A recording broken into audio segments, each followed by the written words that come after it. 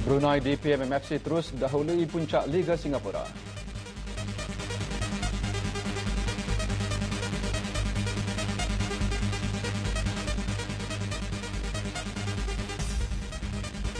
Tenis terbuka Madrid, Del Potro dan Berdych marah ke separuh akhir.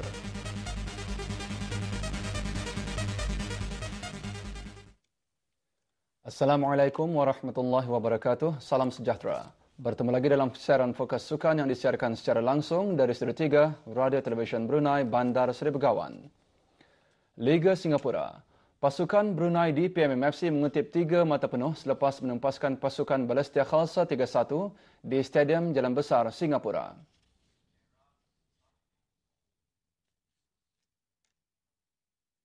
Masa pertama, kedua-dua pasukan mempamerkan perlawanan yang seimbang.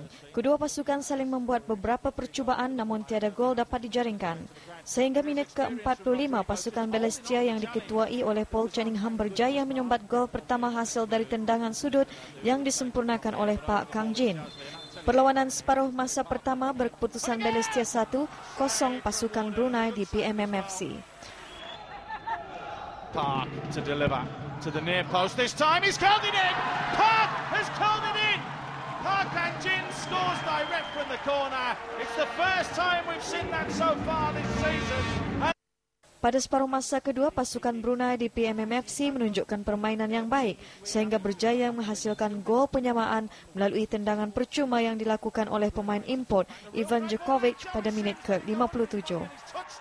So that is the equaliser. We've had two bizarre goals scored here at the Jalan Besar Stadium. This one coming in the 50th.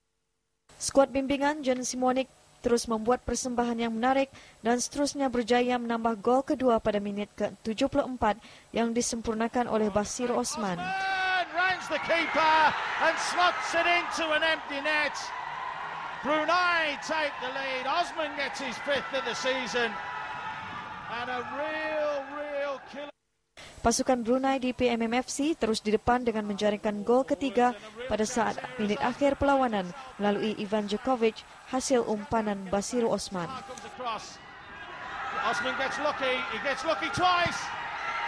Perlawanan berkeputusan Balestier Khalsa 1 pasukan Brunei di PMMFC 3.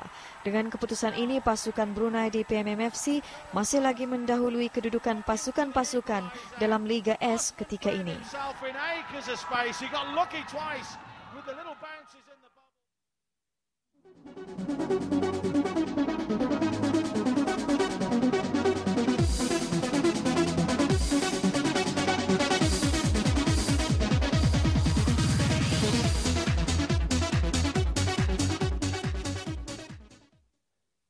Ya, sementara itu pada 17 Mei ini, Brunei di PMMFC bakal mengharungi perlawanan Piala RHB Singapura bertemu juara bertahan Home United di Stadium Yushan, Singapura. Beralih ke perkembangan Liga Bola Sepak Kebangsaan Brunei DST 2011-2012. Indra Sports Club mencatat kemenangan bergaya 6-0 ke atas Sri Sentosa bagi kumpulan C dalam perlawanan yang berlangsung di Kompleks Sukan Brakas.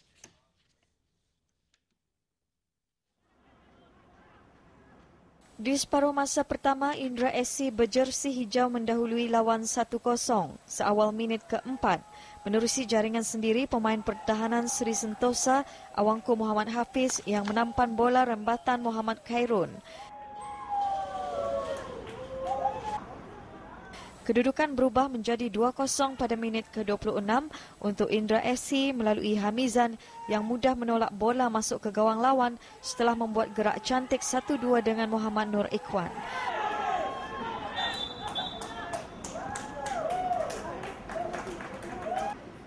Indra SC terus selesa dengan jaringan ketiga melalui Muhammad Nur Ikhwan yang menyudahkan bola di depan gawang lawan pada minit ke-38.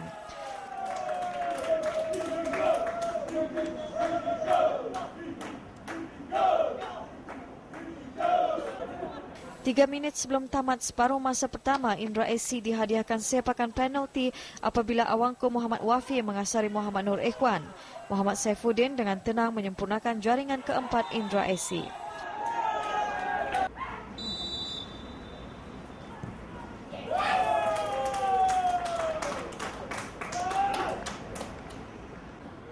Bersambung di babak kedua, Indra SC terus memburu jaringan keempat. Kini melalui rembatan pemain gantian Abdul Wardi yang gagal didakap kemas Ampuan Saiful pada minit ke-62.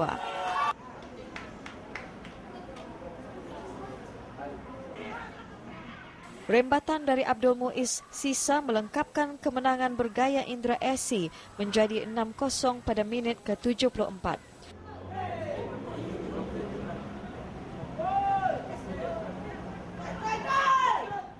Perlawanan berkesudahan, Indra SC kutip 3 mata berharga untuk memburu 1 slot ke Liga Super musim depan. Sementara itu, dalam satu lagi perlawanan bagi kumpulan D yang berlangsung di Stadium Negara Hasnal Bolkiah Brakas, menyaksikan pertemuan Muara Vela berjersi merah bertemu RBA FC. Muara Vela terlebih dahulu dikejutkan dengan jaringan awal RBA pada ketika permainan menerusi jaringan Muhammad Nazran Akmar Zul yang menerima hantaran sepakan sudut Haji Muhammad Adi Haji Durios. Tersentak dengan gol itu, Muara Vela bangkit untuk menyamakan kedudukan dan berhasil memperolehinya pada minit 43 menerusi Sulaiman Ahad yang berpunca dari kesilapan penjaga gawang RBA Muhammad Madini Abdullah Malai. Memasuki separuh masa kedua, kedua pasukan terus mengasak ke kubu lawan masing-masing. Bagaimanapun, RBA FC berjaya mendahului permainan sekali lagi pada minit ke-60 melalui percubaan Hasmadi Wahid. Ketika permainan seakan memihak kepada RBA untuk memungut 3 mata penuh, tandukan Muhammad Nur Aziz Ali berjaya menggegarkan gawang RBA untuk jaringan kedua Muara Vela sekaligus menyaksikan perlawanan berkesudahan 2-2 dan kedua pasukan terpaksa berkongsi 1 mata. Manakala pada sebelah malam di Kompleks Sukan Brakas menyaksikan pertemuan Kilanas FC dengan Besa FC. Kilanas FC berjersi hitam kuning banyak peluang untuk mendahului perlawanan, namun berjaya dihadang pertahanan lawan. Gol Kilanas FC hadir pada minit ke-30 apabila gerakan solo Muhammad Nur Hidayatullah Haji Zaini berjaya menewaskan penjaga gawang Besa FC. Kedudukan 1-0 itu kekal hingga tamat separuh masa pertama.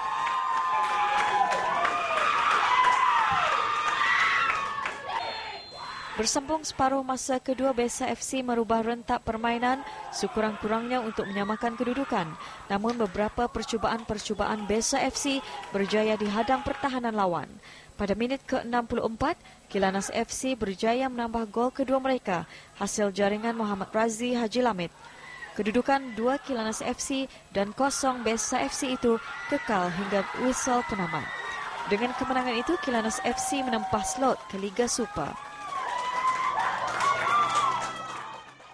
Dari aksi perlawanan tadi, kita saksikan jadual-jadual perlawanan seterusnya dan kedudukan setiap kumpulan setakat ini.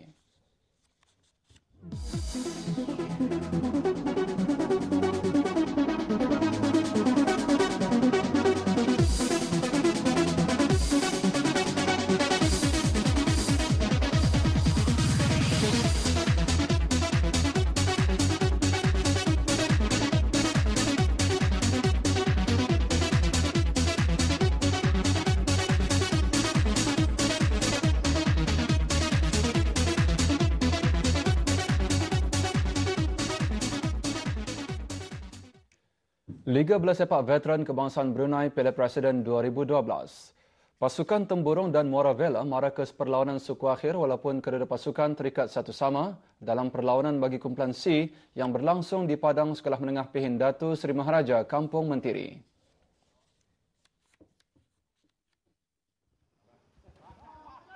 Temburong berjersi hijau mendahului perlawanan seawal minit ketiga perlawanan apabila tendangan Osman Abu Bakar terus menerjah gawang Muara Vela. Tersentak dengan jaringan itu, Muara Vela terus membuat asakan-asakan ke kubu lawan namun berjaya dihadang pertahanan lawan. Temburong yang dibarisi beberapa bekas pemain kebangsaan itu nyata banyak mengawal bola namun percubaan-percubaan mereka seringkali digagalkan oleh pertahanan lawan. Pada minit-minit akhir separuh masa pertama, Muara Vela berjaya menyamakan kedudukan 1-1 apabila tendangan Rosli Ahad terus menerjah ke gawang Temburong.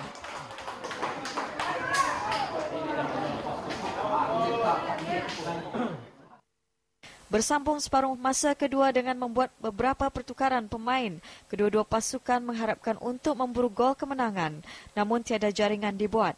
Kedudukan satu sama itu kekal hingga tamat separuh masa kedua. Keputusan lain, Rimba Star tewas kepada Telbrew FT dengan jaringan 4-5.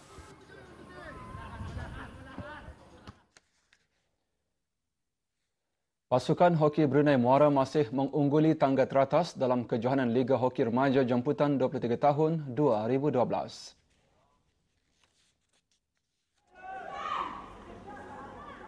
Mencatatkan rekod tanpa kalah, pasukan Hoki Brunei Muara Jersey Jingga terus marah ke hadapan di mana pasukan itu berjaya menewaskan pasukan Institut Teknologi Brunei ITB United dengan keputusan 8-2. Hasil kemenangan tersebut, pasukan Brunei Muara kini berada di tangga teratas Liga, mengumpul 15 mata dari 5 perlawanan. Sementara itu, pasukan ITB United setakat ini berada di tangga ke-6.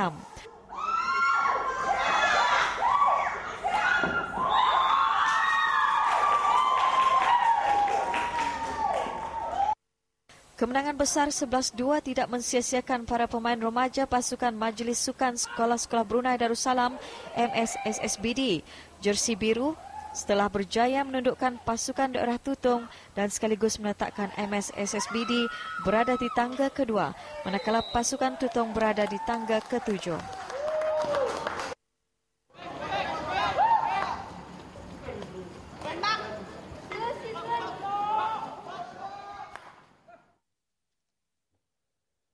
Ya, bagi para peminat sukan bola jaring, bahawa satu kejohanan akan diadakan pada 31 Mei dan 3 Jun depan. Kejohanan bola jaring amal Ivy League 2012 akan berlangsung di Dewan Serbaguna, Kompleks Sukan Negara Hassan Al-Bolkiah Berakas. Kejohanan terbuka kepada pasukan-pasukan dan klub-klub bola jaring di negara ini. Sehubungan dengan itu, dalam keluaran media daripada pihak penganjur, pendaftaran bagi menyertai kejohanan amal itu sedang dibukakan ketika ini. Bagi keterangan lanjut penyertaan, boleh berhubung terus kepada Syarif bin Yusof melalui telefon bimbit 876-7757 atau Haji Hirmi bin Haji Muslim di talian telefon 885984. Kejohanan amal anjuran Ivy League yang julung kali diadakan ini bertujuan bagi mengutip sejumlah dana sebelum didermakan kepada tabung Pusat Ehsan Al-Amirah Al-Hajjah Maryam dan Persatuan Kaca Brunei Darussalam. Kejohanan kerjasama dengan Persatuan Bola Jaring Kebangsaan Brunei Darussalam itu juga antara lain bertujuan untuk mencungkil bakat khususnya daripada kalangan pemain-pemain bola jaring yang terdiri daripada para belia yang mempunyai potensi untuk menjadi atlet kebangsaan negara. Sukan antarabangsa malam ini kita mulakan dengan bola sepak Liga Perdana Inggeris. Pengurus Tottenham Hotspur, Harry Redknapp menyuruh pemainnya agar mencipta kemenangan pada perlawanan terakhir Liga Perdana Inggeris musim ini dan tidak memperdulikan pasukan lain yang turut bersaing dalam merebut slot kelayakan Liga Juara-Juara Eropah. Esok Spurs akan menentang Fulham di tempat sendiri. Kenyataan Harry Redknapp itu diderahkan kepada media dalam satu sidang media semalam. Redknapp memberitahu wartawan bahawa pasukannya masih berpeluang untuk menduduki tangga ketiga Liga Perdana Inggris mengatasi Arsenal. Jika Spurs tewas, skuad bimbingan Redknapp itu sekurang-kurangnya akan jatuh ke tangga kelima Liga itu, pun jika Newcastle United menewaskan Everton esok. Even this week before Tuesday night, I could see Chelsea being bang in the picture. I thought Chelsea, if they win at Liverpool, you could see them beating Blackburn for sure last game of the season. You're thinking, well, that's, it really that could have put the cat amongst the pigeons, but they got beat at Liverpool, so that knocked them out of the equation. Listen, whatever, we've got to try to get a win ourselves. That's all we can do on Saturday. If we can win that Sunday, if we can win the game, then see what happens from there. If we win, we're definitely going to finish fourth at least, so we've just got to try to win a difficult game. Turut mengintai slot kelayakan Liga Juara-Juara Eropah ialah pasukan Newcastle United. Pengurus Newcastle, Alan Pardew, dalam sidang media semalam memberitahu wartawan yang dia menggesa para pemainnya untuk menundukkan Everton esok di tempat lawan jika mahu menamatkan saingan Liga Perdana Inggris di kelompok 4 pasukan teratas. Namun kemenangan ke atas Everton saja masih belum cukup. Newcastle terpaksa berharap keputusan perlawanan lain membantu mereka untuk memperbaiki kedudukan. Arsenal dan Tottenham Hotspur mesti tewas malam esok jika Newcastle mahu menduduki tangga keempat Liga. Apapun jika perkara tersebut menjadi realiti, tiada jaminan buat Newcastle untuk layak kesayangan Liga Juara-Juara Eropah musim depan. Chelsea yang menduduki tangga ke-6 Liga juga berpeluang untuk ke Liga Juara-Juara Eropah jika mereka berjaya menewaskan Bayern Munich di perlawanan akhir Liga Juara-Juara Eropah. Sementara itu, dua pasukan setempat Manchester City dan Manchester United dengan hanya baki satu perlawanan dari perkiraan atas kertas, Manchester City sudah pasti menggenggam kejuaraan hasil perbezaan jaringan. Selepas perlawanan semalam, City terus di puncak Liga dan United di tangga kedua masing-masing dengan 86 dan hanya dipisahkan dengan perbezaan gol. Bagaimanapun, perlawanan terakhir akan menjadi penentu sebenar siapa bakal bergelar juara untuk tahun ini. Kita ikuti Liga setakat ini sebelum mengikuti jadual perlawanan terakhir musim ini yang akan berlangsung malam esok.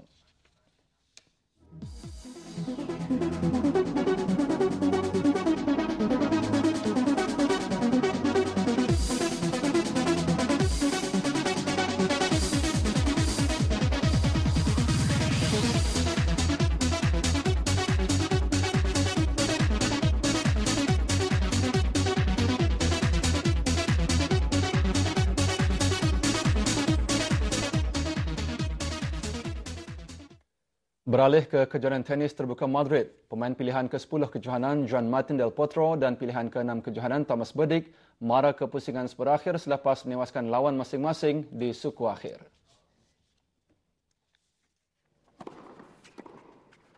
Aksi suku akhir semalam menyaksikan pemain pilihan ke-10 kejohanan Juan Martín del Potro dari Argentina mara ke separuh akhir selepas menundukkan pilihan ke-16 kejohanan Alexandra Dolgopolov dari Ukraine dengan keputusan straight set 6-3, 6-4.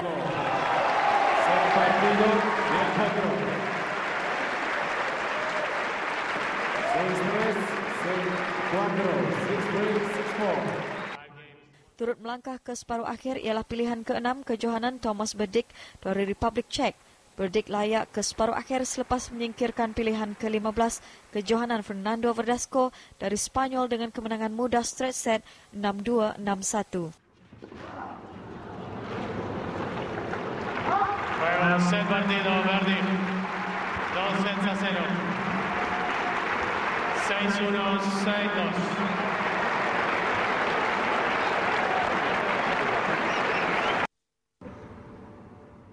Dalam aksi kategori wanita pula, pemain nombor 1 dunia Victoria Azarenka dari Belarus mara ke separuh akhir kejohanan selepas menundukkan Lina dari China.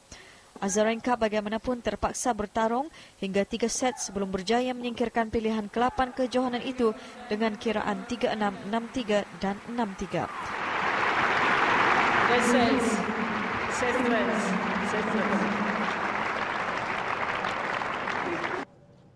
Mengiringi kemarahan Azarenka itu ialah pilihan keempat kejohanan Agnieszka Radwanska dari Poland yang menyingkirkan pemain bukan pilihan Varvara Lepchenko dari Amerika Syarikat. Radwanska menang dengan straight set 6-4, 6-4. Sementara itu, satu kejutan berlaku apabila pilihan kedua kejohanan Maria Sharapova dari Rusia tersingkir dari kejohanan.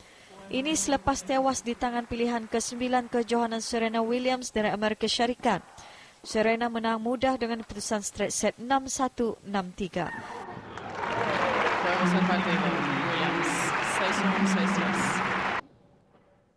Satu lagi slot di separuh akhir diisi oleh pemain bukan pilihan Lucy Hadreka dari Republik Czech. Hadreka mengejutkan pilihan kelima kejohanan Samantha Stosur dari Australia dengan kiraan tiebreak 7-6 dan tiebreak 7-6. Hadreka mara ke separuh akhir dan akan berdepan Serena Williams untuk menempah tiket ke perlawanan akhir.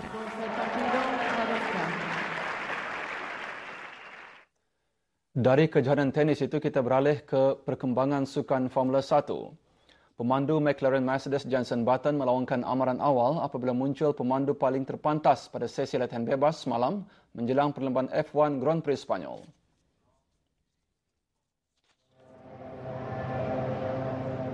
Pusingan kelima perlumbaan Formula 1 musim ini diteruskan lagi dengan perlumbaan Grand Prix Spanyol di litar Catalunya, Barcelona. Semalam 2 sesi latihan telah berlangsung. Di sesi terakhir kemarin menyaksikan pemandu McLaren Mercedes Jenson Button dari Britain mencatatkan masa terpantas dengan catatan masa 1 minit 23.399 saat. Sementara itu, juara bertahan Sebastian Vettel dari Jerman yang memandu jentera Red Bull pula berada di kedudukan kedua terpantas, diikuti pemandu Mercedes Nico Rosberg. Turut menunjukkan peningkatan yang cemerlang semalam ialah pemandu pasukan Lotus, Kimi Räikkönen yang berada di kedudukan kelima terpantas. Pemandu Ferrari Felipe Massa pula berada di kedudukan 10 terpantas, manakala rakan sepasukannya Fernando Alonso dari Spanyol gagal menyerlah apabila hanya sekadar menduduki tangga ke-14. Sementara itu, pemandu jentera Hispania Racing Team Pedro de la Rosa berada di kedudukan kedua terakhir dan rakannya Narain Karthikeyan dari India pula gagal menamatkan sesi latihan semalam selepas jenteranya menghadapi masalah teknikal.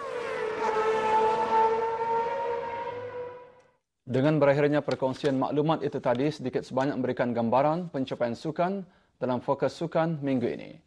Bertemu lagi di keluaran yang akan datang. Salam hormat dan Assalamualaikum warahmatullahi wabarakatuh.